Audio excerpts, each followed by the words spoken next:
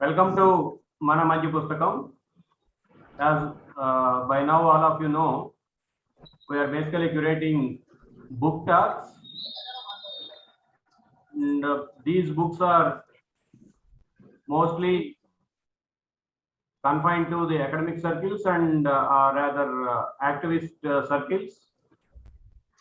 We want to make them, bring them close to the general readers and audience so that they can have a better idea of what the intellectual community thinks about the contemporary issues, India, history, freedom movement, and on the various contemporary issues of relevance. In the series, today we are having a prestigious guest with us, Professor Chamanlal. I think we should credit him to reinvigorate discussion centering around Bhagat Singh. As you might have known by now, the Punjab state government made it a policy to have Bhagat Singh's portraits in all the government and public offices. I think this is for the first time. In a sense, it's a befitting reply of India's 75 Amrut Kal, what the government says, central government observes. Day before yesterday, the whole country celebrated, or rather observed, Bhagat Singh's anniversary. On that occasion, I requested Professor Chamanlal, who brought out a beautiful book, as we titled, as we selected for today, A Reader on Bhagat Singh. In this, the detailed gives a lot of, he brings out to the notice of the readers lot of new information, rather information confined to the archival files, to make up or to understand what Bhagat Singh is in a better manner. So in that context, we thought of introducing that book by himself, and I request the professor to go through, to give a kind of understanding of what is the idea of India of Bhagat Singh during the brief period of his freedom movement, and comparatively he generated a lot of discussion, though he lived for a very short period in comparison with Gandhi, Ambedkar, and so other big stalwarts of the freedom movement. He generated the discussion on certain themes, quantum-wise more than what they others generated.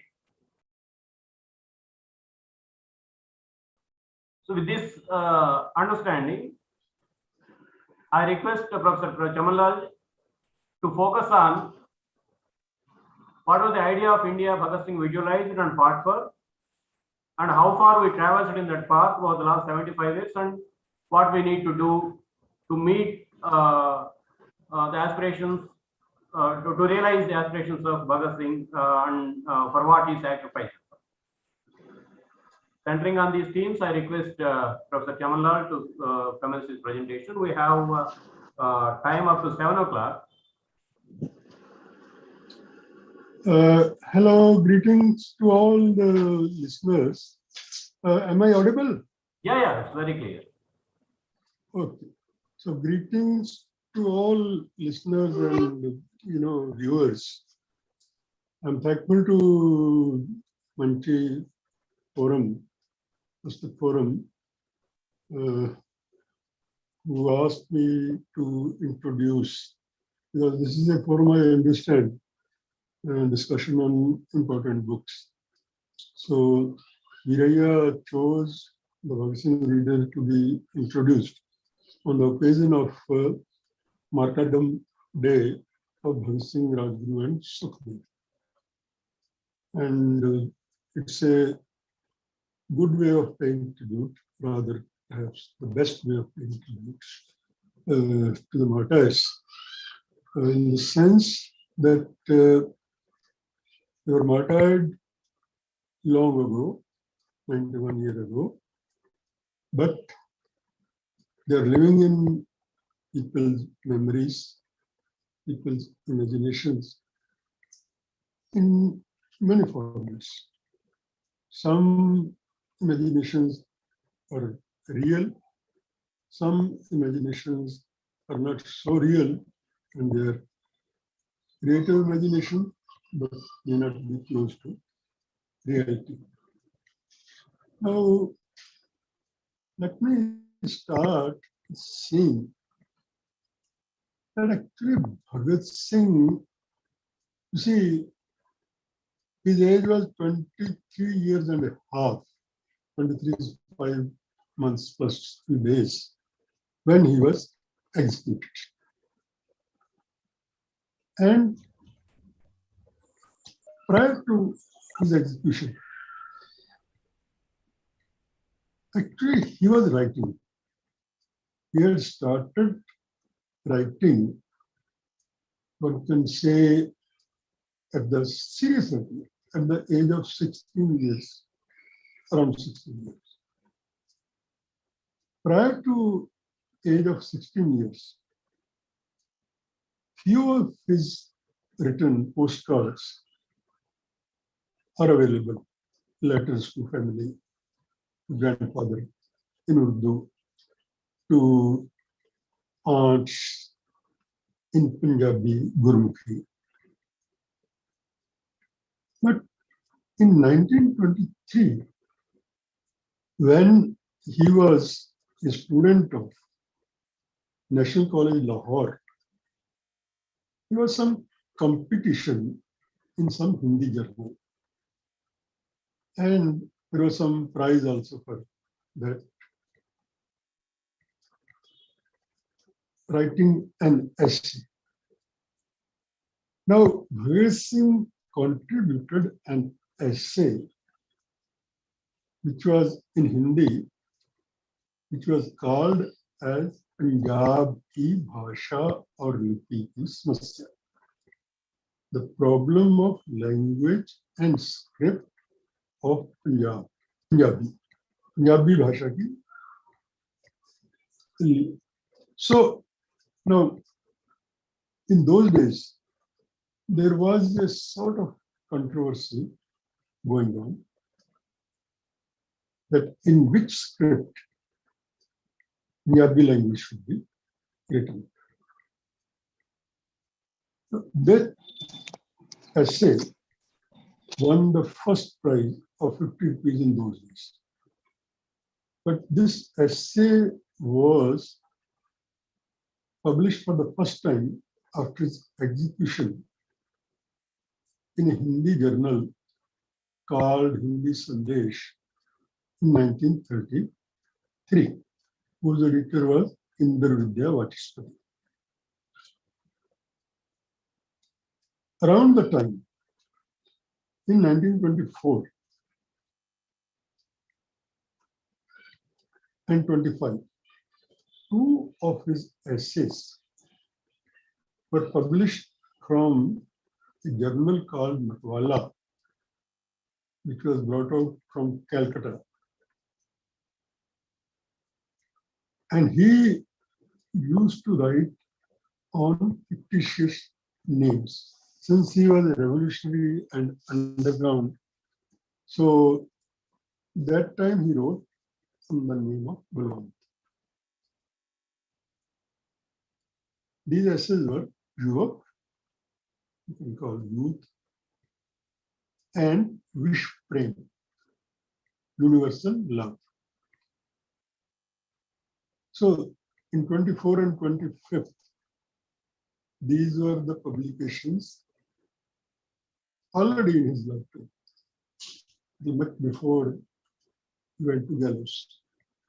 In 1926, when he was in Kanpur, working with Dinesh Shankar Vidyarthi, who was very eminent Congress leader of UP, as well as editor of Pratap Hindi Journal, in the Daily perhaps. There he wrote, again, maybe in the name of Ek Yuvak, or he had many fictitious names. Balwant, Ek Yuvak. So that was, essay was, blood sprinkles on a holy day. Holi ke din rakh ke chinte. That year, on the day of Holi festival, which is North India's very, very popular festival of colors, 6 patriots of Babbar Akali Dal were hanged, were executed. So to pay tributes to those 6 patriots, he wrote this essay in Pratap. I had collected it from Nehru Memorial Museum and Library. Even the earlier ones, Yuvak and Vishprem also. They are all in records. Some in Nehru Memorial Museum and Library, Delhi. Some in National Archives of India. Now, you can see that how by the age of 16, 17, 18 years, he was writing serious essays, articles. Then in 1928, 1926, there came a Punjabi journal by Gadar party men, Gadarites, who tried to, the party was formed in USA in 1913. That journal was Kirti. You know, in those days, those people who were returned from Moscow, Gadarites, when the Gadar movement failed in 1915, many people were convicted, many people were executed. But many people who remained outside, who were in America or in India, they went to Communist University of the Pillars of the East, which was set up by USSR government in 1921. Now they were activists from all countries, especially from Asia and Africa. So about 80 Gadarites had gone to get trained in that university, that they were training them in Marxism and social revolution, etc. So those Gadarites, one of those Gadarites, Bhai Santokh Singh, had started this journal in Punjabi from Amritsar called Kirti. And he died young because of some serious illness. And in 1928, its editorship was took over by Sohan Singh Josh, who was one of Bhagat Singh's comrades in Naujawan Bharat Sabha. But even before, and Sohan Singh Josh has on record written by 4 meetings with Bhagat Singh, he has said that we had engaged Bhagat Singh's services as part of Kirti journal in the editorial for Urdu Kirti. When Kirti was brought out in Punjabi, in Gurmukhi script, as well as in Urdu. So since Bhagat Singh was well versed in Urdu also, rather his school medium of education was Urdu itself, and his Punjabi was not so strong. So he worked for, say, about 3 months or so in the formal sense also. Actually, in Pratap Akhbar paper also, he has worked in a semi-formal sense. And few other papers also, he has worked as journalist in few papers in a semi-formal or somewhere formal sense also for short periods, somewhere 6 months, somewhere 3 months, like that. In Kirti, he had written many essays. One of the most important essays today, they were published in Kirti, like Achut Smasya, the issue of untouchability, which is very popular these days. सांप्रदायिक दंगे और उनका इलाज, communal rights and its resolution, मजहब और हमारी आजादी की जंग, religion and our freedom struggle. These were the essays which are considered very important, to address to the problems of communalism and casteism, etc. These were essays which were published in 1927, 1928. What is anarchism? Anarchism kya hai? This was 4 series essay. The last one was Russian anarchists. So these all were published in these years, 27 and 28, in Punjabi. Later on, we have translated these in the English and other languages. Now you see, but he was not writing in his name. Only at one place his name appears, but that too in initials. There is an article on Guru Ram Singh, or where he writes B.S. Sindhu, not Sandhu, Sindhu, Bhagat Singh Sindhu. The B.S. naturally conveys Bhagat Singh. Sindhu, Sandhu was a kind of Jat caste, but it seems that he had turned Sandhu into Sindhu to link it with Sindhu civilization. In fact, one of his niece, who is still alive and lives in London in a pretty bad shape, health-wise, he's 80 plus, and who has written one of the most authentic biographies of the whole family, but more focused on Bhagat Singh. Bhagat Singh's grandfather, Bhagat Singh's father, Bhagat Singh's uncles, all families' history she has written. Her name is Virendra Sindhu. She also, like her, cousin, Bhagat Singh was a kind of her cousin, because he was not cousin.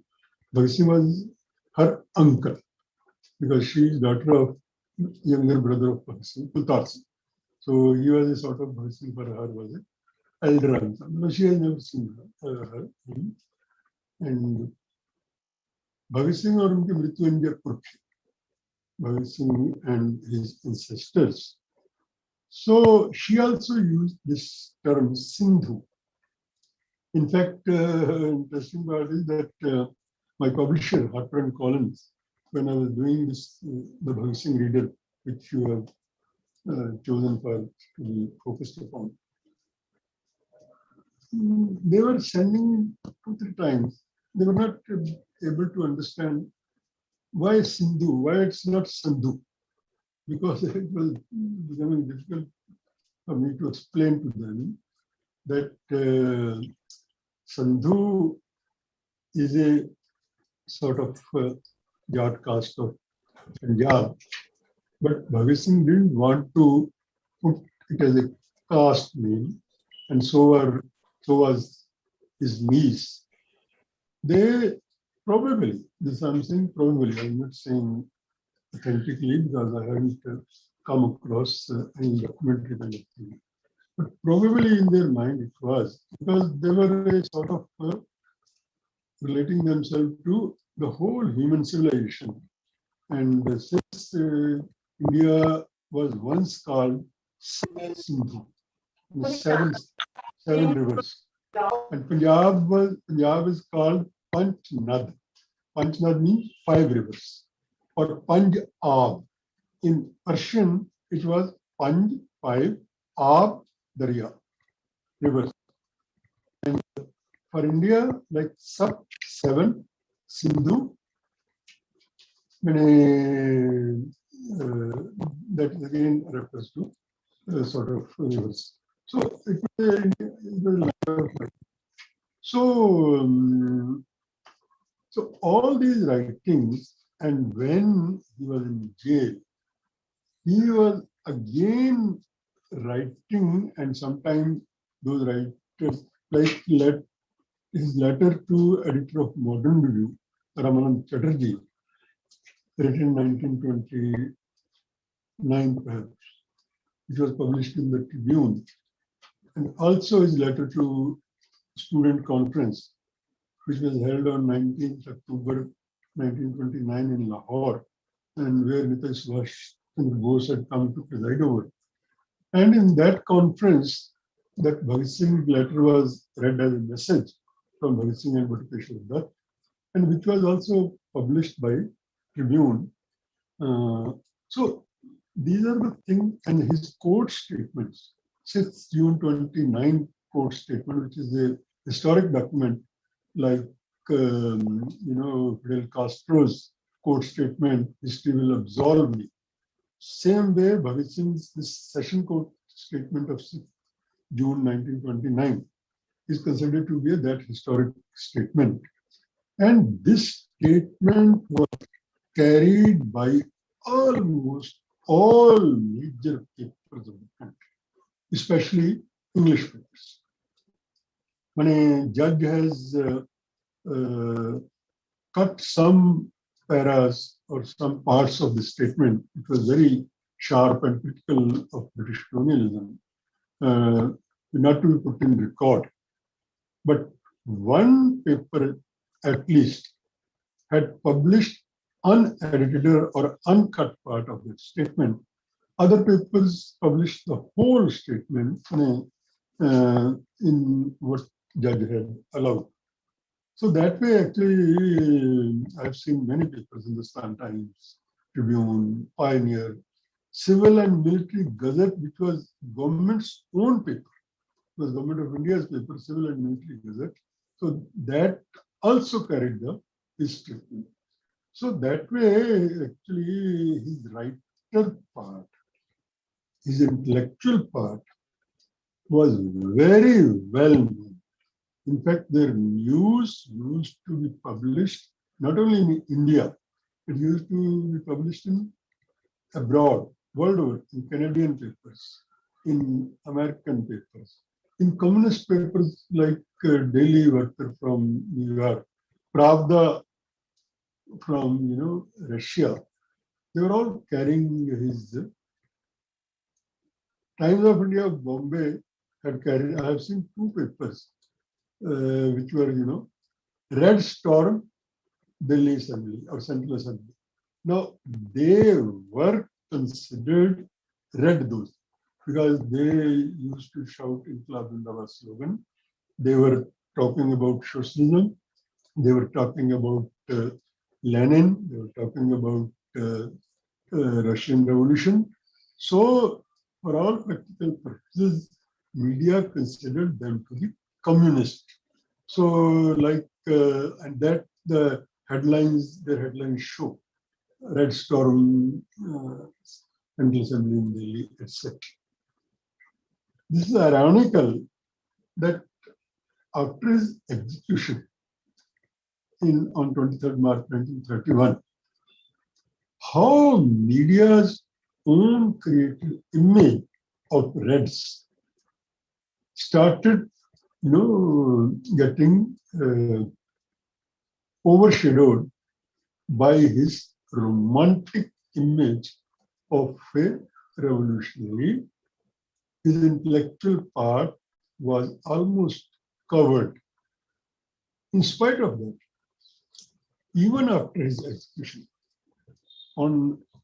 after 6 months, his birthday was falling on 28th September.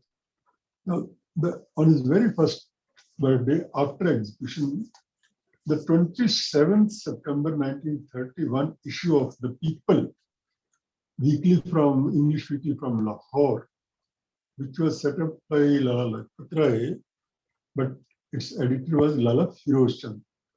Lala Firoz Chand, they were all very good friends with each other, and Lala Firoz Chand was also socialist. Lala Lajpat Rai was not socialist, but Firoz Chand was socialist.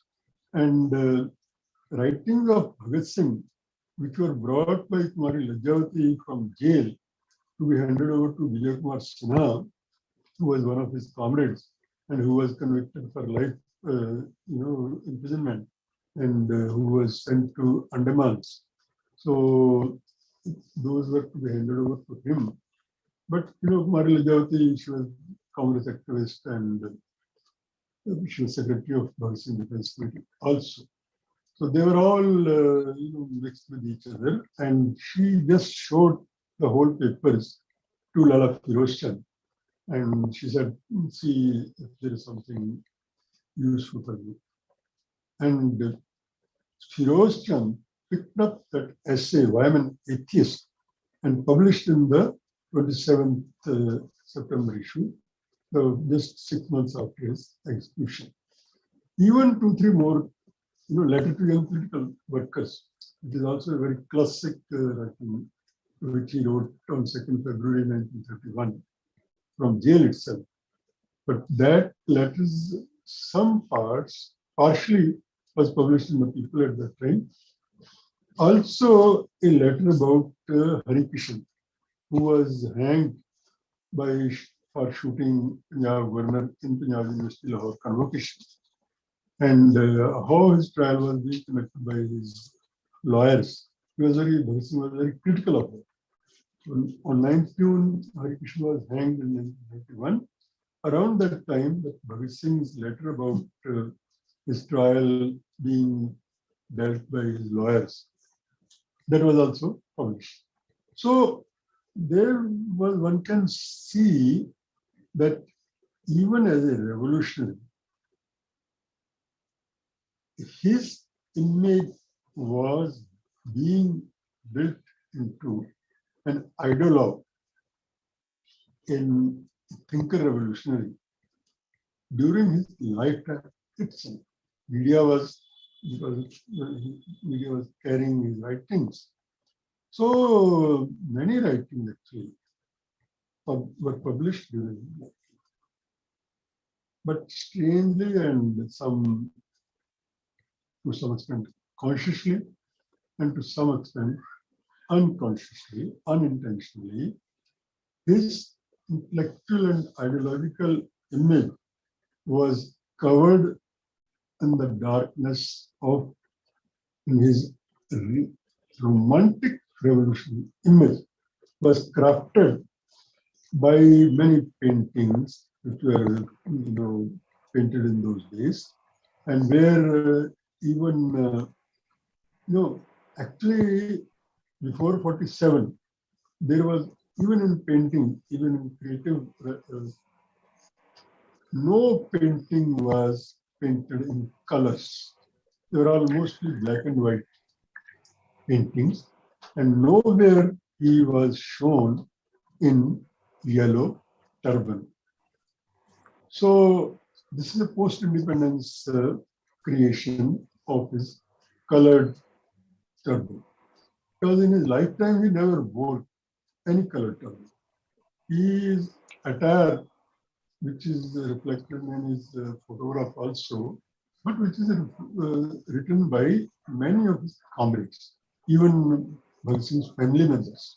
They have all written about his attire, that the whole family, actually his father and his uncle, they all wore white khadi kurta pajama and white khadi turban.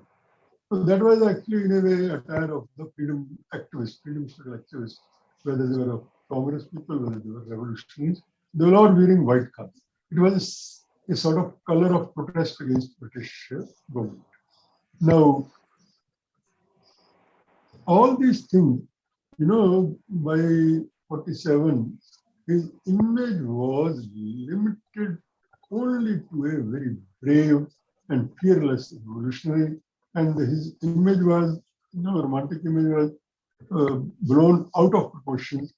In some paintings, he was having pistol. His mustaches were twitched to like a very violent-looking man. So all his image, which was his real image, was got blurred by these kind of paintings or writings, which shadowed his intellectual part. Now, it was a struggle for many of us. Actually, for 40 years, his writings could not be put into a single volume in any journal or in a book. It was only post 70s that there was a journal from Delhi in Hindi, Mukti. Some radical writers, including Manglesh Tibral, who died during COVID, very eminent journalist and poet. So they three editors were bringing out Mukti, Liberation, Hindi Mukti. Mukti's two issues minimum, special issues, were focused on Bhagat Singh writings. They produced Bhagat Singh writing, his letters, his essays, in those two issues of Mukti. Around the same time, in 1974, Punjabi poet who is now based in London, Amarjit Chandan, who as a poet is very famous, he collected few of his writings in Punjabi into a single volume, Likhta, writings. And he didn't even give his name as editor, but most of us knew that it's put together by Amarjit Chandan. So he gave 28 around writing letters, etc., including his famous essay, Main Nastik Kyun Haan? Why am an atheist? Interestingly, Viraya, for you it's more interesting, and for your listeners it's more interesting. Why am an atheist was translated by Comrade P. Jivanandan or Nandan in Tamil way back in 1934. It was its first translation. Actually, Periyar, E. Ramaswamy Naikar, Periyar, he was bringing out a journal Kudi Arsu or Kudai Arsu, Arasu or Arsu in Tamil, and he was the first eminent Indian political figure who wrote editorial in 29th March 1931 issue in his journal, which he highly eulogized Bhagat Singh. Now, Tamil, he became such a figure after Periyar got his essay translated in Tamil and published in his journal. I have visited Madras or Chennai many times, but during my visit in 2006, when I stayed in Madras University guest house, I had gone to Periyar Tidal, and that time actually I found out Periyar's editorial also, which I requested they used to bring out the rationalist journal in English. So that English translation of Periyar's editorial was published after 75 years, which I had collected in the leftward Jail Notebook and other writing, etc. I had collected in Tamil at that time, Why Am an Atheist 25th edition. They bring out it like a booklet, small booklet.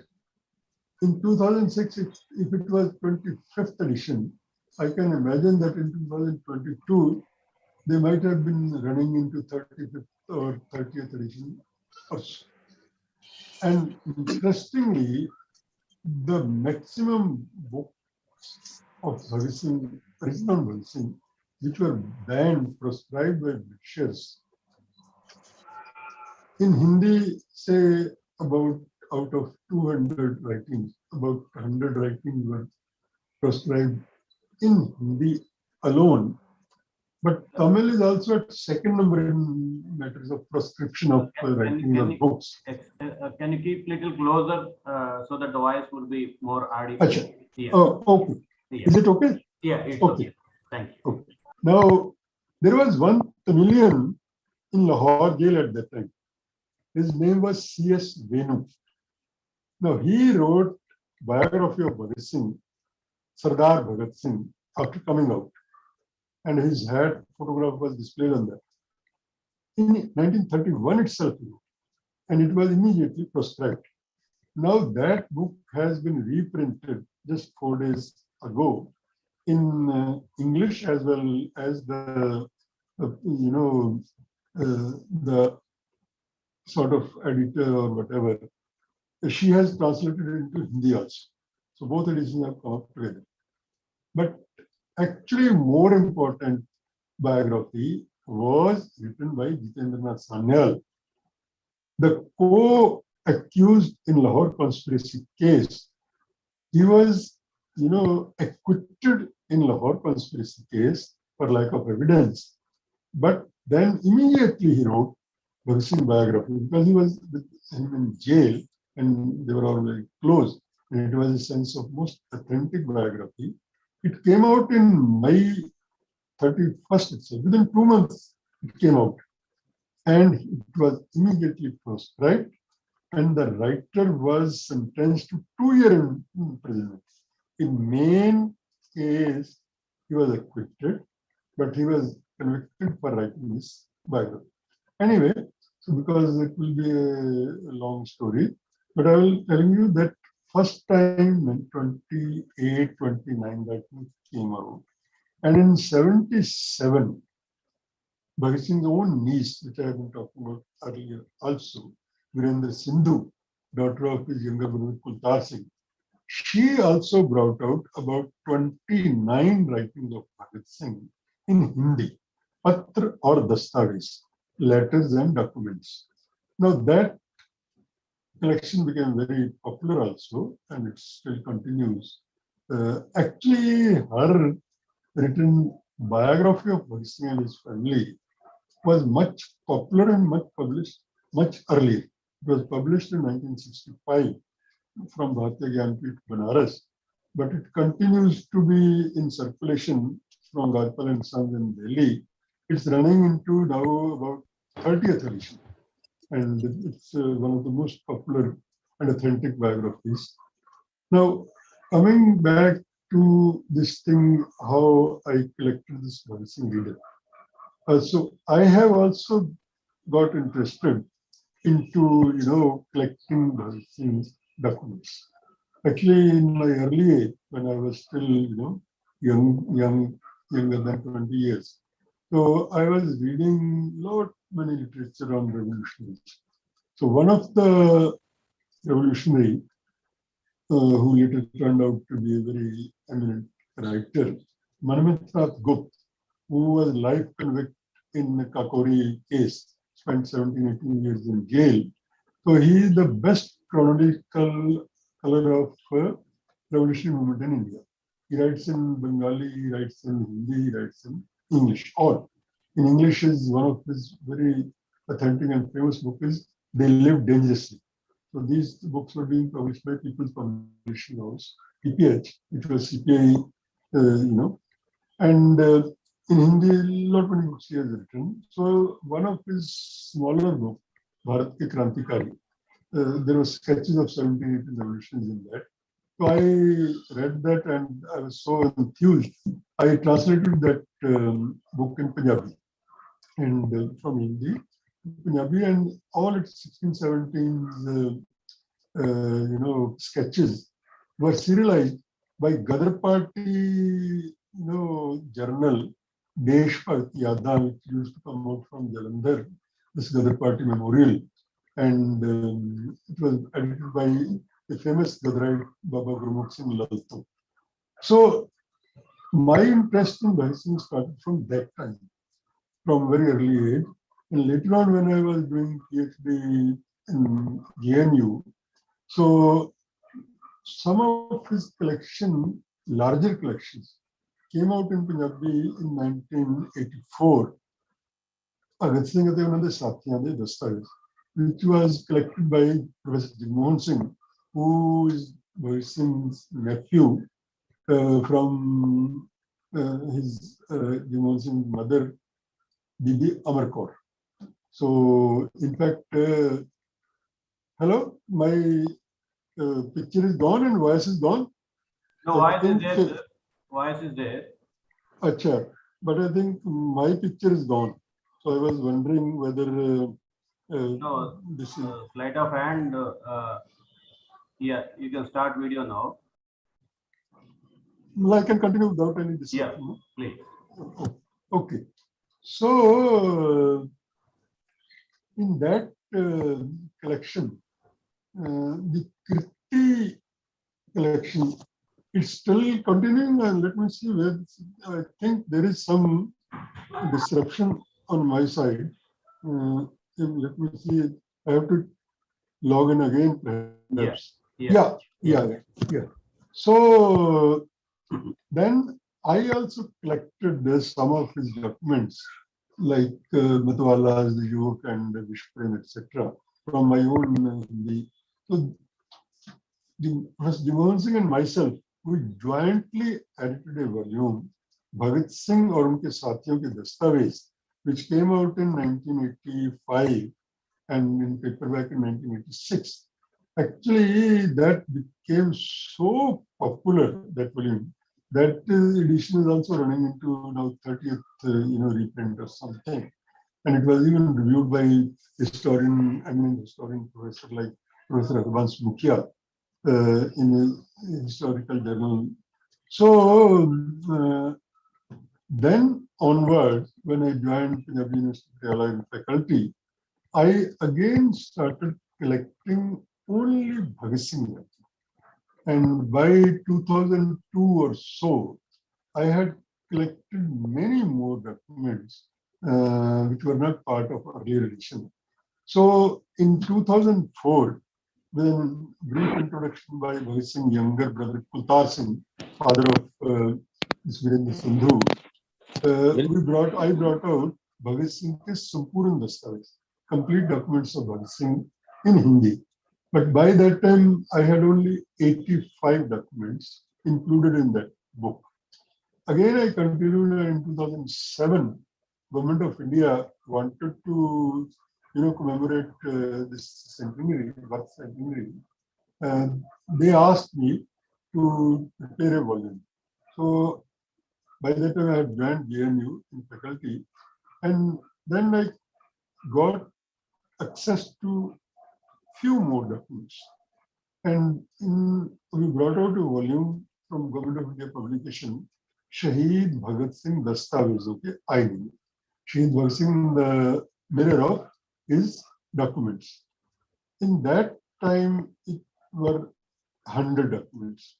And this book was released in Delhi, where Information and Broadcasting Minister of that time, UPA Ministry, Priranjan Munshi was there, Kuldeep Nair was there, Bhagat Singh's two nephews were there. And not my co-author, but another author who was assigned biography of Bhagat Singh, Malvinderjit Singh Badach. Both our books were released there.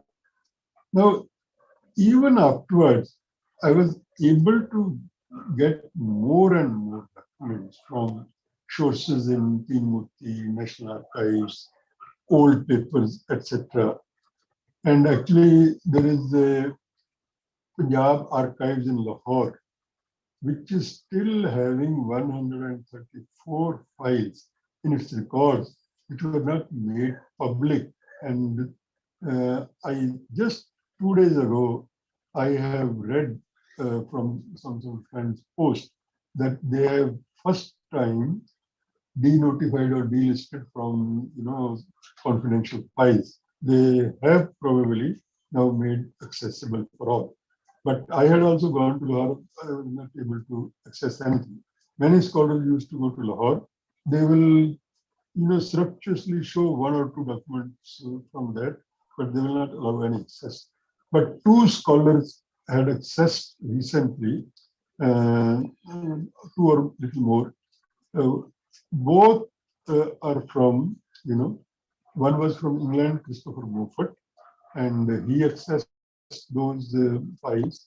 And another, Satwinder Jas, of Punjabi background, but he teaches in King's College, London, law professor and practicing lawyer also. His latest book has come, The Execution of Bhagat Singh, from Harper and Collins. Actually, first time he has written brief, details of those 134 files. What is there in what file? Now, in 2018, Punjab Archives itself, on 23rd March, they put exhibition of those files, selected documents from those files. And very interesting, I was in the process of editing this noticing reader for Harper and Collins. Some journalist friend from Lahore, she kept on clicking those exhibition documents, and I almost received about 200, photographs.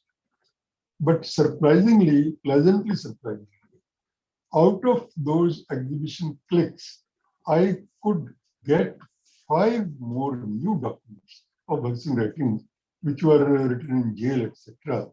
That's how I still think there could be many more, writing inside those files, but only if I had been writing to Chief Minister of Delhi, Chief Minister of Punjab about, getting these files, at least in digital form. They may not part with the real this thing, but then they may allow, digital copies of those files. So, but nobody has yet responded to, my appeals that those files should be brought to India, and even some photographs might come out of this file. Till now, we have only 4 real photographs of this thing, and one was taken in police custody itself. And Bhagat Singh's, comrades in their memoirs have written this Kashmiri photographer Ramnath used to visit us in jail also, which means in jail he might have been clicking certain photographs. Uh, Generally, what happens is that maybe the execution photo also might have been clicked, because Ashfaqullah's post death photographs are available, and he was hanged, in 1927, which means, and since Bhagat Singh was such a highly popular and highly controversial for them figure also, Britishers might have liked to keep on record. Maybe they have been kept in some secret files that those photographs might come out one day. So so I put during those collection of the printing was going on. So I put these 5 documents which I acquired from Lahore Archives exhibition into that.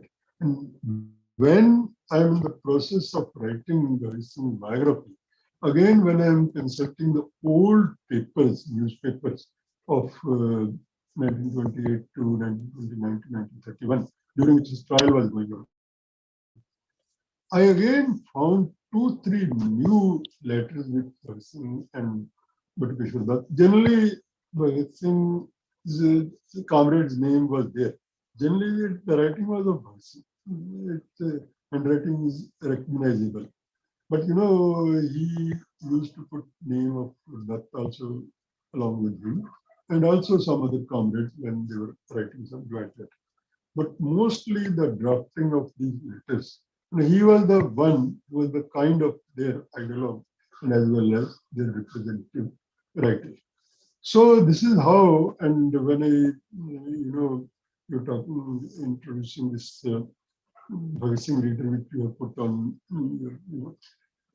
this book actually includes 130 those writings, letters, statements, telegrams, essays, jail notebook. And apart from these things, Bhagat Singh had translated My Fight for Irish Freedom. So this autobiography, of Irish revolutionary, Dan Breen.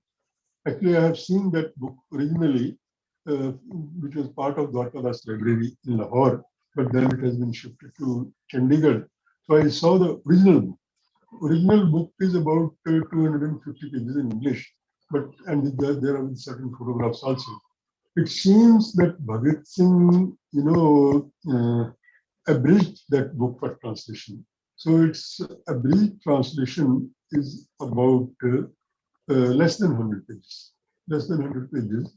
So, but that I have not included in the Bhagat Singh Reader because it was translation in Hindi. There was no sense of including it here. But apart from these things, I have included many more things into that. This reader has bibliography of 550 books at least, which were written on Bhagat Singh in 18 languages. I have been able to collect details of 18 languages, which included 2 or 3 foreign languages also, like French and German. In French, his essay Why Am an Atheist have been very prominently published as a book form. It's a very beautiful uh, get-up also. So in German, some film is there, but other Indian languages, there are not many books. And those 550 books, I have a section of banned publication books.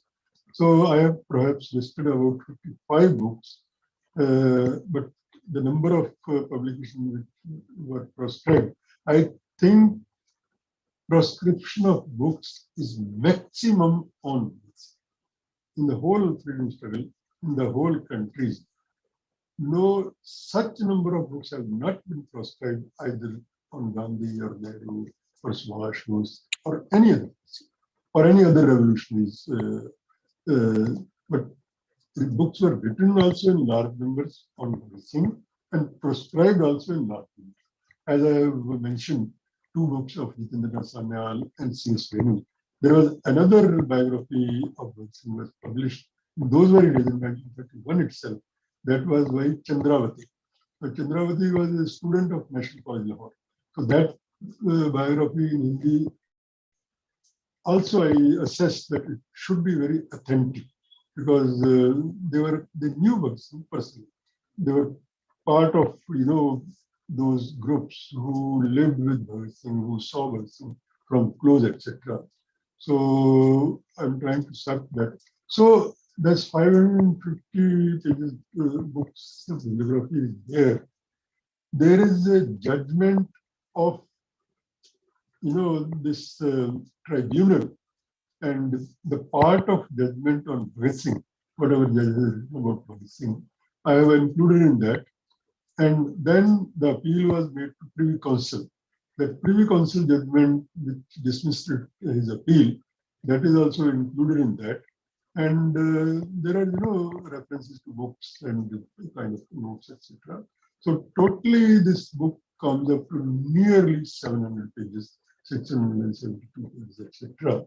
And I knew that this book will become quite popular, but one handicap is there that since it's too big a book, and those who are very fond of reading, historical records, and since people are fond of Bhagat also, I think its print is gone out of stock, and it's almost now 4 years, no, 3 years. It was published in April 2019, just 1 year before COVID started. And I have been also trying with my publisher to add index to that. Index is not added into that. I'm also saying to add, uh, content details. Content details are also not given. Letter to whom? They're just sections are given, letters and essays, journal, etc. But I have asked them to add details of contents also so that people, once they see the contents, they get attracted also. And for with index, they're easy to find out whatever reference they want to see. So, but since the book had become very large, so the publisher was trying to, contain it to. So, but still I'm trying, and I have found 3 or 4 new letters also. For the next edition, I want that those letters and writing should also be included in that collection, that new edition or new reprint. This is the actually how I have been continuing. Uh, uh, in English, actually, I have three publications on record on Singh. Prior to this, uh, the Jail Notebook and Other Writing was published by Leftward. Actually, it was an earlier publication. The Jail Notebook was first published in 1994, actually more than 63 years after his execution. It was lying untraced. So I saw it in Murthy Museum Library sometime in 84 or so. Its copy was given by Kulveer Singh's family to National Archives during 1981, 50th anniversary of martyrdom. So, and also one copy to their Museum Library. So ultimately, but its copies were available many places. One copy was available in Moscow also. One copy was available, to the Gurukul Kangadi complex. How these copies had gone to such wide areas, there is still a mystery about it.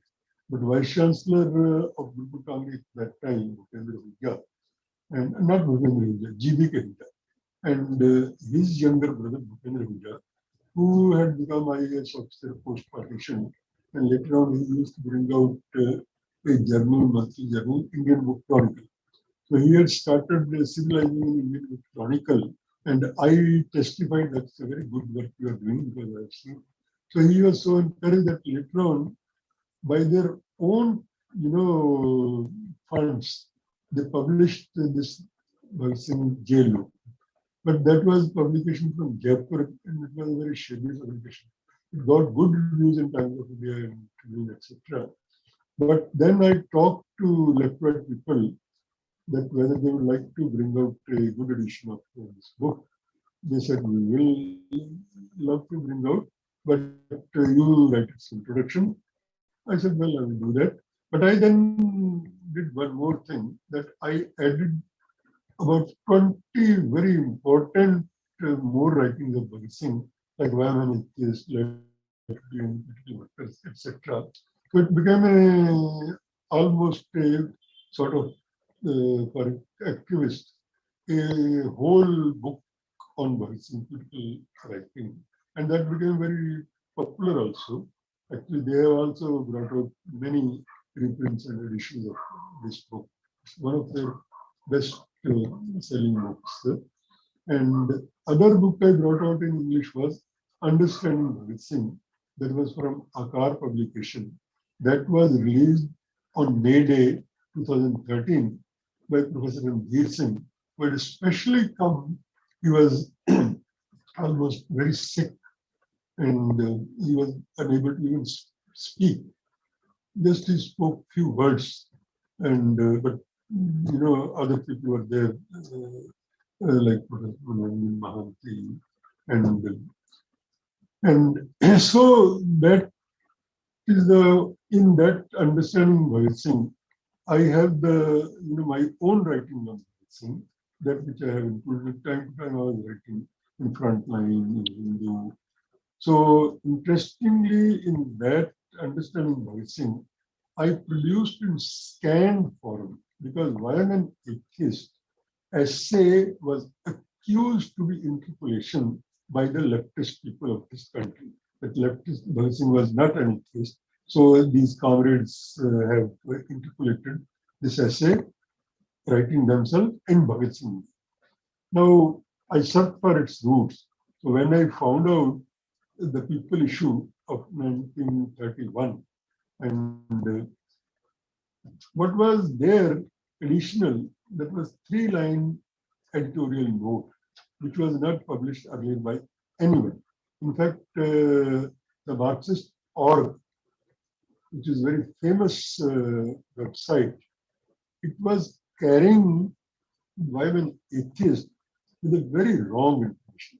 I was writing them time and again to correct the information, but they were not correcting it. Later on, when this book came out, Singh Leader, now they have corrected and they have put both the version.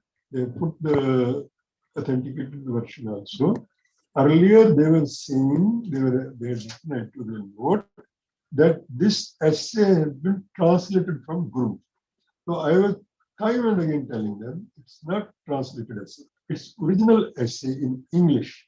So don't please don't. So now they have corrected. Now when I brought out that uh, scanned copy of Women Kiss, the three-line editorial was that these are some of the writings of Bhagat Singh, which we have received from his father, Kishan Singh, and the copyright lies with Kishan Singh. Now, that actually nobody could challenge. And the people was the paper of Lala Lajpat Rai. So, and it was paper of 1931. If it was interpolation in their view, it was post-partition. And interpolation would have been, say, of 60s or 70s. But when I produced in that understanding thing, I produced the literal scan form of that essay. That this is one. So how this RSS type and Hindutva type and Khalistani type people challenge this that this is not this essay. So that's how I have been continuing, with this. My profession is not history. I was teacher of and student and teacher of Hindi literature. So I was professor in Hindi translation in Berlin University. But generally, sometimes Hindu will also write me historian. Some other people will also write me historian. Some social media also has started writing me historian. I am not a professional historian. So I am just out of passion I have been doing this. But I'm satisfied that at least this collection by me is considered as authentic collection. So as if of a some historian, because the literature's collection can get into suspicion that how a literature can collect such historic documents and in such context. But uh, what the historian didn't do, I did. The work should have been done by real professional historians or political scientists. Well, the interesting part, I will just conclude here, that foreign scholars became interested into history, but our scholars never became interested, except for Professor Vipin Chandra. Actually, he is the one who is the sort of created a kind of in 73 or 4. He brought out an edition of Vyam and Atheist with his own introduction. And that's where he academically, first time, sort of asserted that Bhagat Singh was a Marxist, or he was a making into a Marxist. Now that debate can continue whether he was a full-fledged Marxist or making into a Marxist. But slowly and slowly, everybody accepted this, that he was a socialist revolutionary of Marxist mode. So I always think that I am continuing the work started by Professor Vipin Chandra. So, but irony is that even JNU hasn't carried on any research on this. I brought Bhagat Singh here by campaigning in 2007-8 during his birth centenary, and that chair has still not been filled for the last 15 years. This is first historic chair in the name of Bhagat Singh. And that chair, actually, when I set up Bhagat Singh Archive and Short Center, that was to be part of Bhagat Singh chair. And I was ready to gift all my collection, which I had now gifted to Delhi Archives and Delhi Government's Delhi Archives, for setting up that archive because they agreed to host this archive. But my first preference was to gift this whole archives as part of the chair. But my own professor friends in JNU, radical friend, who would talk about Bhagat Singh, name Bhagat Singh, they would do anything about this. They didn't help. They didn't.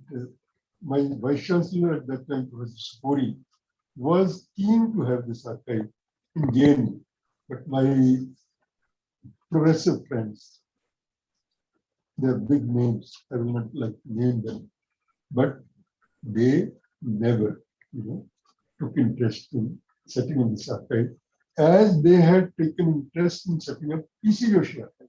PC Joshi archives was set up from PC Joshi's own collection in 1973, and PC Joshi was paid full amount for those collections, about 3.5 lakh rupees in 73. And he was given a house on the campus and full salary of professor and designated as director, administrative director. Unfortunately, he didn't survive long. He just lived for 4 years after that he died. Later on, that archive was in the charge of historical studies department. And now this new regime has snatched that archives from History Center also. That has been merged into library. And the earlier Vice Chancellor even objected that why Marx and Lenin's photographs there in this archive. So then he was explained that these photos, they have come as a part of this solution. So PC Joshi archive was inclusive of these photographs also. It's not we that we have put up these photographs. So he was so allergic to photographs Marx and Lenin there. I do not know whether he might not have got removed those photographs I have listed for the last few years. But that's how things change and situations change. I think I will close my talk here, and we can have discussion from audience. Thank you, Professor Chamalaji. In fact, it is an important bridge. Your collection and archives that runs into 700, more than 700 pages, plays an important role in bridging the gap in the history of freedom movement, particularly the formative years of progressive and what you mentioned, socialist ideals, inclinations towards of the Indian revolutionaries.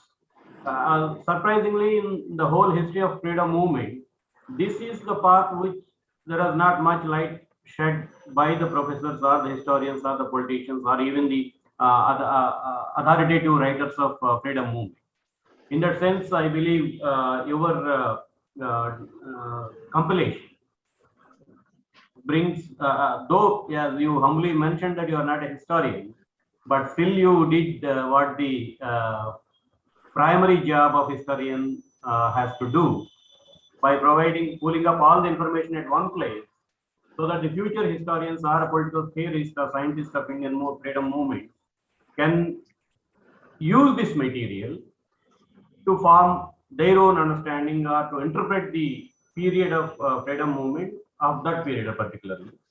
So in that sense, it's very important contribution to the chapters of Indian freedom movement, and I wish this publication comes out into all regional languages, what we are usually calling Oriental languages, so that. In fact, let me just intervene for a moment. Please. That these 130 documents which are collected in English, the same number of documents are also available in Hindi, complete. But that is a publication of Government of India's publication division, which they had brought out first edition in 2007 in single volume. But since the number of documents increased and we did it subject wise, so in 4 volumes these are available. And these were also translated in Urdu, because on my insistence that this must be translated in Urdu so that Pakistan people can also read it, because Pakistan people are also equally appreciative of Bhagat Singh. So in 2014, they brought out Urdu edition also of the single volume in Hindi, but that also contains updated, say, 125 documents or so. And in Marathi, very interestingly, on their own, Dr. Datta Desai is a very eminent sort of a friend, activist, and he took the task of translating in Marathi. And 2008, Justice P.B. Sawant, he wrote introduction also and released this book, this Marathi Sampurna Vangmaya of Bhagat Singh in Pune University. And in 2016, now I have the copy of that also, it has been updated to nearly complete documents, but there are say 5-7 documents lacking, 125 or 126 documents. This edition is also come. So in Marathi, Urdu, Hindi, large number in Punjabi, the complete edition in Punjabi is not yet, but it's scattered is available. So, but partially documents are available in Telugu, Malayalam, Bengali, Uriya, almost all languages carry the partial documents, especially environment ethics might have been translated in almost all languages of the country.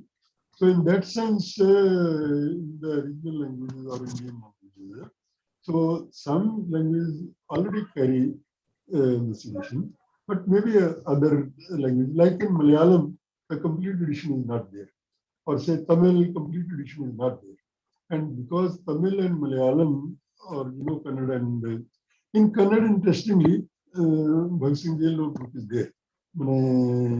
So I think from English volume, these languages people like in Tamil, Malayalam, Kannada, Telugu, one edition is there, but not of complete writings. And even in the East, some people, other, Marathi, Gujarati, etc., they are more comfortable with Hindi editions and they can easily translate from Hindi.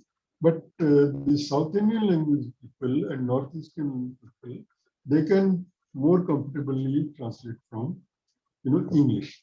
In that sense, this is a good source book for them to translate. I hope this today's discussion will enthuse more regional linguists or researchers to work for the comprehensive literature of Bhagat Singh, to make available the comprehensive literature of Bhagat Singh into their respective languages. I do hope that it's a very interesting discussion you mentioned, you brought to the notice of the audience.